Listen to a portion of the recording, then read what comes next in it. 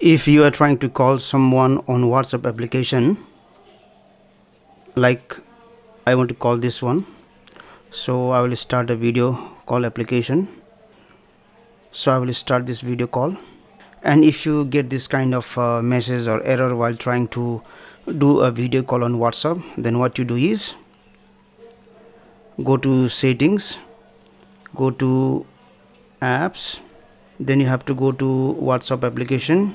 You have to go to this permissions, and you have to make sure that you allow camera access, call logs, and then microphone access. You should have to allow WhatsApp application to use these things.